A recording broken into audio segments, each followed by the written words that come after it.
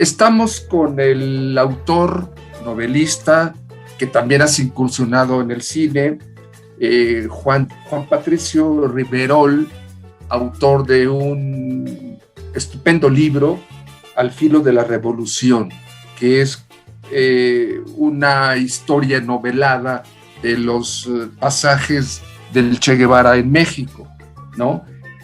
Sobre el cual yo diría que han quedado flotando muchos mitos alrededor de la figura del Che en México, y que bueno, de manera somera tú los haces referencia, como el hecho muy, muy sabido, muy conocido de que el Che se reunía con Fidel Castro en el Café La Habana de la calle de Bucareli en la Ciudad de México, cosa que corroboras que fue un hecho, ¿no?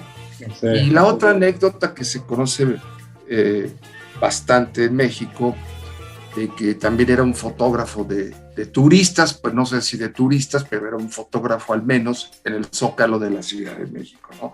Y en ese sentido, bueno, este libro, Al filo de la revolución, los años olvidados del Che Guevara en México, también recuperan la vida del Che en nuestro país, pero desde otra perspectiva que no fue nada pasajera, es decir, que no fue como un ave de paso del Che, ¿no? De alguna manera hizo vida en México. Sí, pues ahora sí que el Che acabó en México por default, ¿no? Como que no era su intención necesariamente venir a México, ¿no? Lo tenía, él como que iba subiendo por el continente y más bien se había quedado en Guatemala. Durante el gobierno de Arbenz, de Jacobo Arbenz, que era un gobierno popular, elegido democráticamente, que estaba todo funcionando muy bien, estaban defendiendo a los desprotegidos ante la United Food Company y el imperialismo, ¿no? Y demás. Y yo creo que ahí se hubiera quedado mucho más tiempo el Che si no hubiera habido el golpe de estado de la CIA, que lo obligó a huir de ahí, ¿no? Y entonces acaba en México un poco, él yo creo que lo veía como trampolín, ¿no? Así como voy a trabajar un ratito aquí, voy a ahorrar un poco de dinero y me voy a ir a Europa o me voy a ir a China, uno de esos dos lugares los tenía muy en mente. En México tenía conocido de su familia, un amigo de su papá que estaba metido en el cine mexicano, era un guionista, entonces pues, también se imaginaba que podía tener algún trabajo en el cine, y acaba, como dices, siendo fotógrafo ahí en parques, tomaba fotos y luego se las ofrecía, creo que $1 a los que les tomaba las fotos, entonces luego se las llevaban, las revelaban y se las llevaban a sus casas, etcétera, ¿no? Y es solo, digamos que por encontrarse ahí en medio de todo eso a Fidel Castro, digo, ya sabía de Fidel Castro, ¿no? Ya había oído de él, ya había leído La historia me absolverá, que fue un texto que escribió Fidel Castro en la cárcel. Ya lo conocía, el Che ya lo había leído, entonces lo único que le faltaba al Che era conocerlo, porque era muy amigo de muchos cubanos que era como que la bandita con la que se llevaba el Che eran los cubanos en México exiliados, ¿no?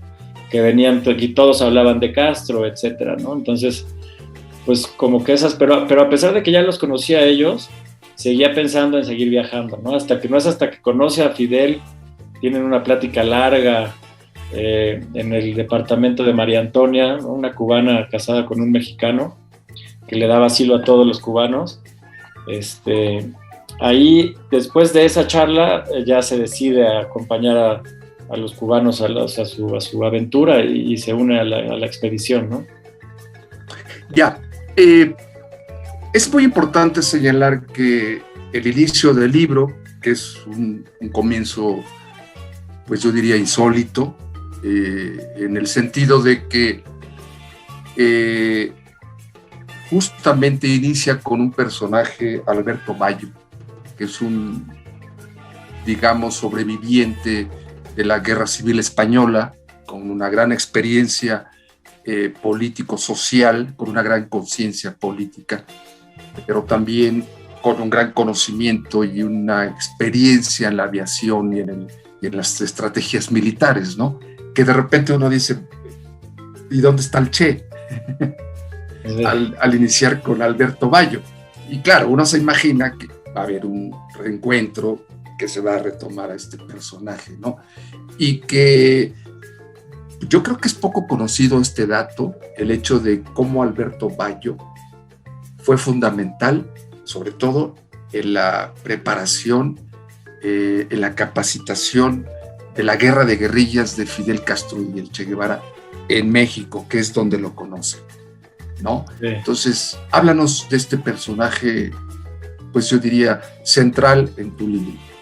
Sí, pues... Bueno, en la historia cubana, en la historia de la Revolución Cubana, naturalmente. Sí, claro, es un prócer, ya se volvió un prócer de la Revolución.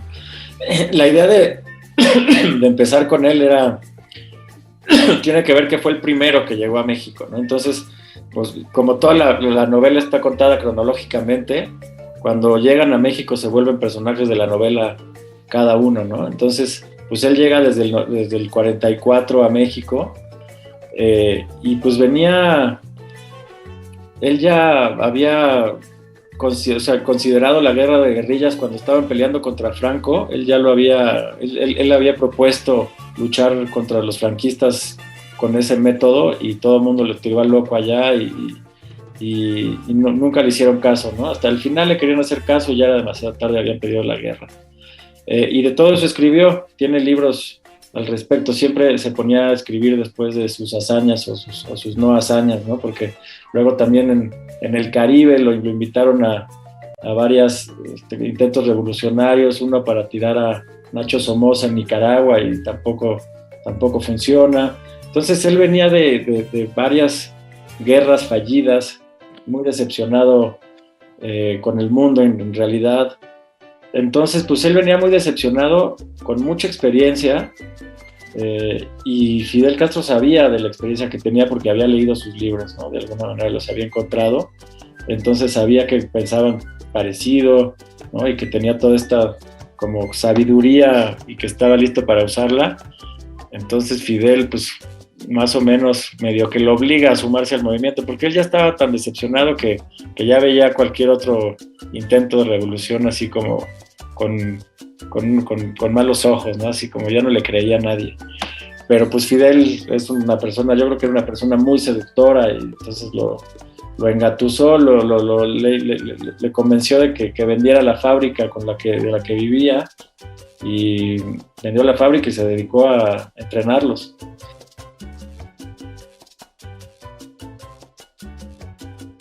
Y bueno, a medida en que uno se va desentrañando, o más bien se va compenetrando en las páginas de tu libro, se sorprende, el lector, nos sorprendemos de cómo los mitos y realidades alrededor del Che son inacabables, ¿no? Surgen y surgen. Y eso lo vimos, por cierto, en la película Diario de Motocicleta, que protagonizó estupendamente desde mi punto de vista Gael García, ¿no? Sí. En el que el Che era un explorador del mundo, pero creo que aquí lo interesante de su figura es que pues no era un Easy Rider aventurero, ¿no? Estilo los Hells Angels de los años 60, 70 en los Estados Unidos, sino que exploraba América Latina, sobre todo en su motocicleta, pero siempre con esa visión social de las cosas, de enfrentar la realidad social, sobre todo, bueno, en este caso de América Latina, por los países que recorría. Y en ese sentido también tu libro recupera gran parte de esa vida del Che, ¿no?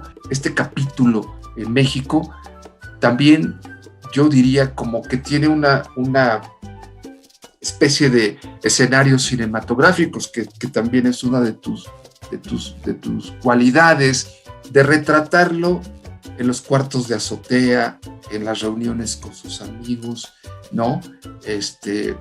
Pues en su vida cotidiana, con su amigo guatemalteco, Sí. este velador del Fondo de Cultura Económica, donde él ya tiene ahí prácticamente su biblioteca gratuita, ¿no? Exacto. A leer libros sobre México. En fin, entonces creo que esos son ángulos muy, muy, muy atractivos e inéditos, desde mi punto de vista, en tu libro. Sí, pues la Ciudad de México es otro personaje, digo, el país México como tal y la Ciudad de México en particular se vuelve un personaje en la novela, ¿no? Es como el quinto personaje en la novela, el principal, porque a fin de cuentas es una novela contada desde México. Yo lo que quería, como son puros extranjeros, ¿no? Estamos hablando de una peruana, un español, un cubano y un argentino, pero se encuentran en México.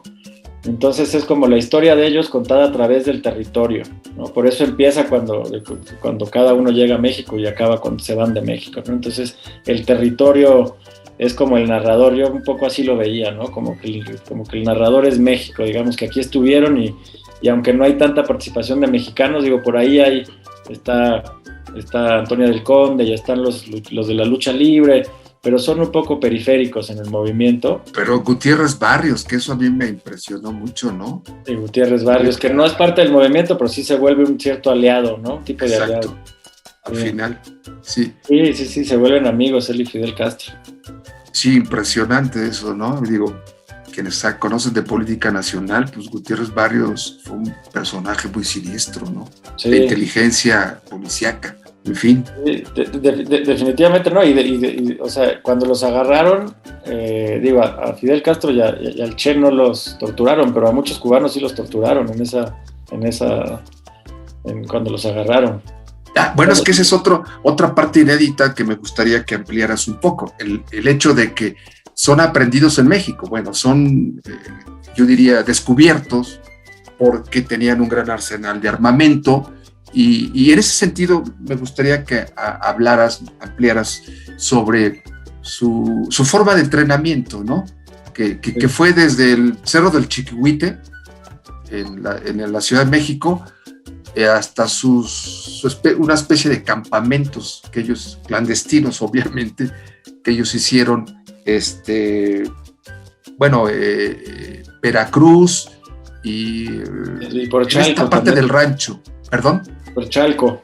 Chalco, exactamente, ¿no? Sí. Entonces, háblanos de esos pasajes muy casi inéditos. Pues desde el principio, la cosa es que se estaban todos entrenando, ¿no? Entonces, desde el principio, se ponían a hacer ejercicios físicos, como mencionas, al Chiquihuite, también caminaban por Insurgentes largos kilómetros de ida y regreso y se separaban para que no los vieran sospechosos, no iban como en parejas de 3 en 3, camina y camina, y luego iban al lago de Chapultepec a remar y como para entrenarse también.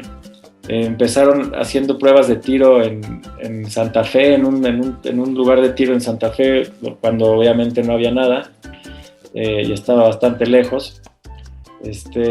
Y esos entrenamientos los hacían entre los luchadores de la lucha libre que estaban participando ahí, Kid Medrano y Venegas. Uh-huh. Y ya cuando llega Alberto Bayo, cuando se les une Alberto Bayo, cuando ya tienen un poco más armada la situación y ya hay más cubanos en México, porque siempre llegan más y llegan más y llegan más, ¿no? Empezaron algunos cubanos acá y luego al final... Sí, perdón, tan solo de México salen del puerto del suroeste de mexicano, 80 cubanos en el Granma, ¿no? Sí, entonces, salen 80, pero había más. Había más, sí. Así es. No todos se suben, no todos caben. Ya iban apretadísimos, ¿no? No todos caben. Entonces ya cuando ya iban varias células acá, ya se une Alberto Bayo y primero les da clases teóricas, ¿no? Casi un salón de clases. Entonces ven teoría durante mucho tiempo y ya cuando están ya listos con la teoría, se pasan al rancho que logra comprar Alberto Bayo a través de un engatusamiento al dueño. Le dicen que se lo van a comprar, pero primero se lo rentan y al final no le acaban comprando nada. Todo para poder entrenarse, y allí es cuando los agarran, cuando se están entrenando en el campo. que eso hace que se atrase muchísimo la expedición. Pues los agarran un poco sin saber quiénes eran, ¿no? Los agarran Claro. Sí, un poco como de suerte. Yo creo que lo que tenían miedo los policías mexicanos era que fueran una célula revolucionaria mexicana, ¿no? Que quisiera hacer algo en México, ¿no? Pero cuando se dan cuenta que no, que son cubanos y que no les interesa la política nacional y que así, pues ya como cambian un poquito, pues como el enfoque y la presión. Y aunque los presionó mucho el gobierno de Batista, Batista quería que los extraditaran y que se los regresaran a Cuba, ¿no? El gobierno mexicano se negó, ¿no? También con un poquito de ayuda del expresidente de Lázaro Cárdenas, que le habló, en ese momento creo que era Ruiz Cortines, ¿no? El presidente de México. Entonces, pues, una llamada a Ruiz Cortines para que no los fuera a extraditar, entonces pues no los extraditan, porque si los extraditan, quién sabe qué les pase allá y pues no hay revolución. Y ahí es cuando se vuelve Fidel Castro amigo de Gutiérrez Barrios, ya en los interrogatorios se empiezan a conocer y ya después se llevan muy bien. Y en medio de este contexto mexicano, vamos a decirlo, porque no solamente el Che estuvo en la Ciudad de México, viajaba mucho por el interior del país, ¿no? Hay un personaje también inédito, al menos para mí, en su primera esposa, o no sé si fue su primera esposa, al menos, Hilda, recuérdame su apellido, Hilda Gadea, una exiliada peruana en la Ciudad de México, que ya se habían conocido en Guatemala, también en la lucha política, y que bueno, finalmente se casan y tienen una hija, una pequeña, una bebé, y que ella fue fundamental en la vida del Che, ¿no? Sí. En muchos sentidos, no solamente cuidaba de él, su asma, para quienes no conocen este dato, el Che padecía asma muy severamente, lo cual también le da una heroicidad enorme, ¿no? Luchar contra ese malestar para los entrenamientos militares. Y bueno, Hilda se convierte en una pieza fundamental de su vida. Sí, Hilda es una pieza vital porque era un poco mayor que él y pues ya tenía muchas más lecturas en su haber, digamos, ya era exiliada política, ¿no? Ya había salido huyendo de su país en Perú porque también la perseguían, era activista desde la escuela, desde la universidad. Entonces ella pues era una persona mucho más comprometida que él en ese momento, ¿no? Entonces yo creo que de ella él aprende muchísimo, aprende teoría, digamos, como que adopta muchas de las lecturas de Hilda y también este talante de activismo social súper fuerte y súper profundo lo agarra también de Hilda, ¿no? Sí, es su primera esposa, definitivamente. Yo creo que, y además nunca se divorciaron, ¿no? Él luego, ya sabes, en Cuba tuvo otra familia, etcétera, pero pues aquí se casaron, además se casaron como que les costaba trabajo casarse porque uno era argentino y otra era peruana, ninguno tenía nacionalidad, entonces legalmente era un problema. Los acabó casando un juez en Tepozotlán, y se casaron también un poco porque ya estaba embarazada Hilda, ¿no? Entonces como que pues para la época decidieron casarse y pues Hilda tenía muchas ganas de también sumarse a la expedición, pero pues en eso salió embarazada y pues ella decidió quedarse, pues está difícil abandonar un bebé o irse con el bebé, pues era casi imposible. La pequeña Mao, que hay que decir que Che Guevara tuvo una hija mexicana, ¿no? Nacida en México. Sí, ese sentido. Sí, su hija sí, mexicana. Sí, que además también Hilda de alguna manera se vuelve su cómplice de exploración, porque el Che además era un gran lector de libros, un devorador de libros, le fascinaba la historia prehispánica mexicana y con Hilda recorren pues Palenque, Chichén Itzá y todas las ruinas del sur del país, ¿no? Que yo creo que esa era como la parte que más le apasionaba a él, además de varias etapas de la historia política de México, como la Revolución Mexicana. Pero creo que una de los temas que más a él le interesaban era justamente el pasado prehispánico de México. Sí, ¿no? De hecho, de sus diarios, porque tiene muchos diarios, siempre escribía diario. El que trata sobre México se llama Otra Vez, y es un libro bastante corto, en el que no da muchos detalles, no habla para nada de la expedición, ni nada por el estilo, como que temerosos de que si los agarraban o lo que sea, estaban muy conscientes de que alguien los podía agarrar y no querían que hubiera ningún papel que comprobara nada, pero de lo que más habla en sus diarios es de las ruinas prehispánicas, ¿no? Tenía como una especie de arqueólogo dentro, que cada vez que iba a unas ruinas le salía y se ponía a analizarlas y a dibujarlas, y leía al respecto, ¿no? Leía un historiador gringo, Morley creo que se apellidaba, entonces sí era como John Reed. Sí, también lo leíamos. Ajá. Sí. Digo, entre otros tantos, ¿no? Sí. Bien, y finalmente, ¿cómo construiste tu narrativa? Muy original, muy, digamos, es una escritura que tiene una parte de narrativa literaria, que tiene otra parte de ensayo, y que documenta también mucho todo el proceso de preparación de la Revolución Cubana organizada desde México, es decir, cómo Fidel Castro desde México logra el apoyo político y sobre todo económico de los cubanos en Estados Unidos, ¿no? Cómo desde México viaja hasta Nueva York, por ejemplo, ¿no? Lo que sería una especie de comités de apoyo a la Revolución Cubana, vamos a llamarlo así. Y en ese sentido también no encontramos a un Che Guevara perdido, sino dentro del proceso de organización de la Revolución Cubana, que sorprende cómo Fidel Castro era un verdadero estadista. O sea, no es que agarró o tomaron las armas y vámonos, ¿no? A la Sierra Maestra. Hubo toda una logística, una organización económica, política, militar. Y creo que eso, en ese sentido. Entonces, ¿cómo construiste, además de una extensa biografía que te documentaste, ¿no? Entre otros libros, el propio Diario del Che, otro libro de la propia Hilda Gadea, y por supuesto, el libro de Paco Ignacio Taibo II, entre otros tantos títulos? ¿Cómo fue la construcción de este libro y de esta historia del Che? Pues a fin de cuentas es un libro como cronológico, ¿no? Entonces, pues de todos los libros que tenía alrededor y copias de libros y sabía en qué libros hay tal y tal, pues iba avanzando muy poco a poco. Entonces, como que escribes medio párrafo y luego ves a ver qué dice esto, qué dice esto, qué dice qué hicieron después.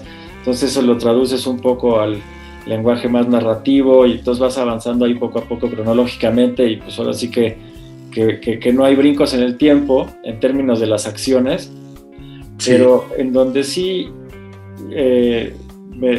quería ampliar un poquito el espectro fue a la hora de los diálogos, ¿no? Porque hay muchísimos diálogos a lo largo del libro, entonces platican de eso, ¿no? También sobre Perú y Hilda Gadea, luego también sobre cuando el Che pasa por Bolivia, que también hay revueltas sociales, los sindicatos, los mineros se están también levantando, y luego también, pues obviamente, Guatemala, que es importantísimo. Entonces se vuelve como una novela latinoamericana, ¿no? A partir de los diálogos. Exactamente. También cuando cae Perón, por ejemplo, en Argentina, también platican largamente sobre el peronismo y esas como cuestiones peronistas que cuesta trabajo entender. Yo creo que de eso han de haber hablado, ¿no? O sea, porque pues estaban como comulgando con esas ideas y aparte estaba todo en ebullición, ¿no? También Puerto Rico es un personaje, bueno, es una parte importante de lo que platican, porque conoce aquí a la mujer de Albizu Campos, que era el prócer de la independencia de Puerto Rico. Así es. Y por último, yo diría, nos documenta a un México que tuvo y sigue teniendo un papel crucial del exilio latinoamericano y del mundo, ¿no? no terminaríamos, hasta Trotsky pasó por acá, sí. de otros tantos líderes mundiales. Y bueno, José Martí, cosa que no sabíamos. José Martí estuvo en México. Sí, también, ¿no? Sí, eso, por eso Fidel quiere, o sea, también le dan ganas de venir a México, un poco imitando la historia, imitando a Martí. Exactamente. Y también se va a Nueva York un poco también imitando a Martí, ¿no? Era uno de sus grandes héroes en la vida y como que va siguiendo sus mismas pistas, ¿no? Así es. Fantástico, un libro estupendo, muy recomendable. Y nos despedimos a propósito con una foto del Che. Sí. De buenísimo. Mi esposa Esther Baradón.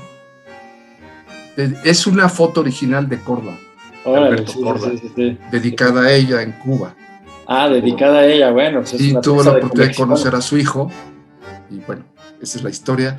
Pero nos despedimos al filo de la revolución de Juan Patricio Riverol.